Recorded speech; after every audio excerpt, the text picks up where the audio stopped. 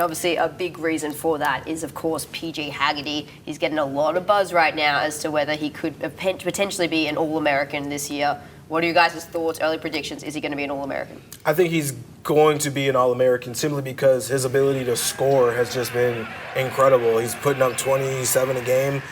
He's top 7 scorer in the country, I'm sorry. And so what he's been able to do has just been incredible. He's just that steady ship, riding of the ship in every game. They know they're going to get that production from him.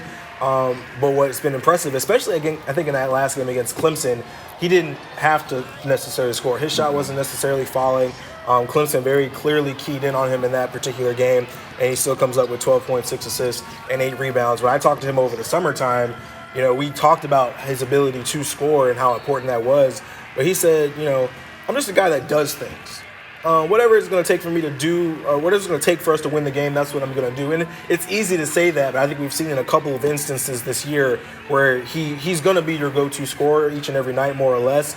But he's also able to do so many other things. 5 rebounds, 5 assists last night to go along with his 27 points. I think he has been incredible. I think he's going to make a real case to be an All-American. Well, we all thought David Jones was going to make AP All-American last year, and he didn't. And he's putting up similar numbers. Better numbers at the end of the season. DJ was putting up better numbers than 22 points a game, just barely.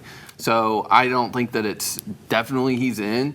Right now, yeah, he should be. You look at someone like Eric Dixon at Villanova, who's leading all of the NCAA with 25 points per game. Haggerty's right under there. But Villanova haven't played the competition that Memphis have played this year. Which is such a big part of it. And so that 22%, if you factor in that metric, looks, in my opinion, more like, somewhere around 27 points per game.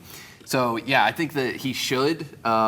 We'll see as a whole. A lot of things are going to happen as conference play begins. We are going to see the true colors of a lot of these guys, including Cooper Flagg, what he's going to do in the ACC, what Haggerty's going to do in the AAC. Right now he's 4th overall in player ratings and KenPom player ratings, which is really good. Janai Broom's number 1, of course, because, we've already seen him dominate Memphis. He's the best player in college basketball right now, in my opinion. PJ's close, though. Gonna miss some time, though. Miss some time. Hurt his arm, hurt his shoulder, I believe. He was in a sling. He's gonna miss a few games. I think PJ has a great case for it. The only thing I think he needs to really shore up is the turnovers. He had 4 last night. He's averaging more than 4 a game, and he's got 40 assists to 45 turnovers. He's handling the ball so much, though. Yeah, that's so hard. Really high. But that assist to turnover ratio isn't where you want it to be if you're him. I think he needs to cut down on either improve the assists or cut down on the turnovers, one of the two, to make it look better. But outside of that, I think he's if he's turning the ball over 2 times a game with his usage rate, that's like unprecedented. It's over 4 a game. I know. Well, I'm just saying, you want to bring it back down to 2. Yeah, you want to cut it back down. But the assist, when you look at that ratio, like you look at other guards in the country and the ratio that they have, and that assist to turnover ratio, it's not as good.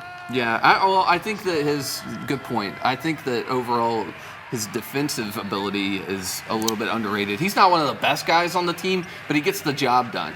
He fills his assignment. He does a really good job. Memphis as a whole have held 4 teams under 39% this season, and PJ's a big part of that. Yeah, Penny Hardaway is certainly a big fan of PJ Haggerty. We got a chance to hear from him last night after the Virginia game, and just about how good PJ's been this year.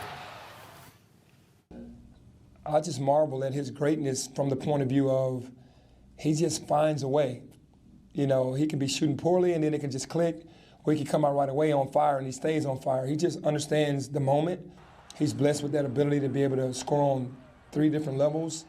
His speed, his understanding of the game, and also his teammates putting him in position as well.